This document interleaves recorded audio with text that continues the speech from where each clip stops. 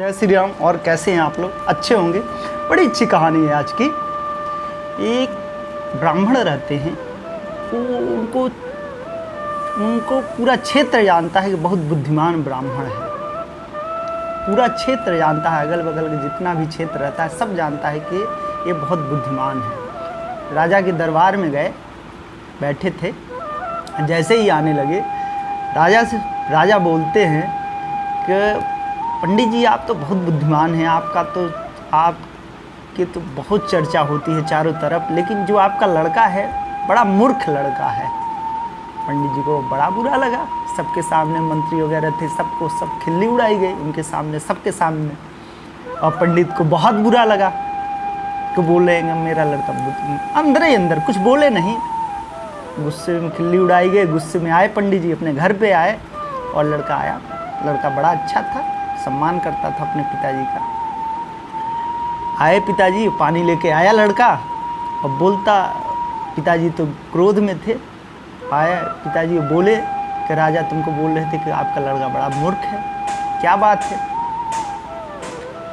तो लड़का बोलता है, पिताजी राजा जाते हैं जहाँ हम लोग जाते हैं स्कूल वगैरह वो पढ़ते हैं, वो राजा जाते हैं वहाँ दान करते हैं, सब अच्छे अच्छे प्रतिष्ठित लोग आते हैं।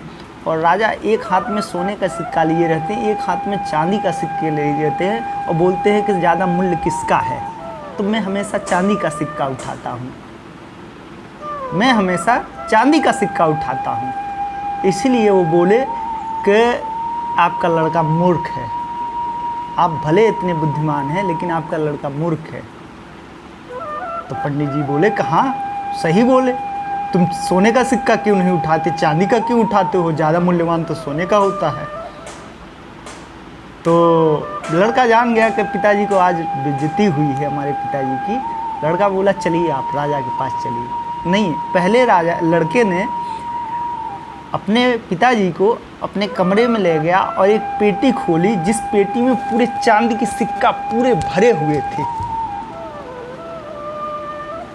पूरे भरे हुए थे। और पिताजी से क्या बात बोलता है कि पिताजी आप देखिए, एक चांदी से पूरी पेटी भरी हुई है, ये चांदी से पूरी पेटी भरी हुई है। जिस दिन अगर मैं बोल देता कि सोना ज़्यादा मूल्यवान है, उस दिन ये खेल ख़त्म हो जाता, उस दिन एक खेल ख़त्म हो जाता है। इसलिए मैंने नहीं बोला कि सोना मूल्यवान होता है।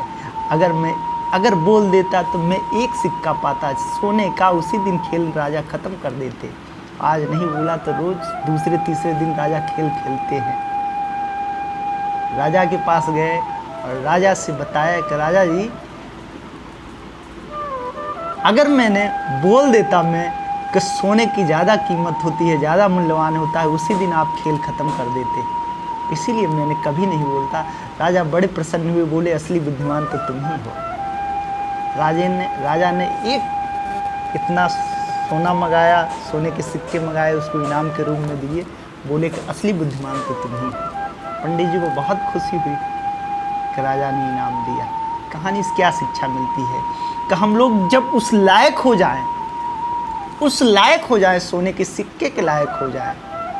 आदमी डायरेक्ट 12वीं 10वीं नहीं पहुंच सकता है, उसको नीचे से चलना पड़ेगा, नीचे से चलने। उस लायक नहीं हुआ था, वो अपने को उस लायक नहीं मान रहा था, कम उस लायक हो गया, धीरे धीरे ज्ञान अर्जन कर रहा था। उस लायक हो जाएंगे तो हम सोने का सिक्का भी उठाएंगे।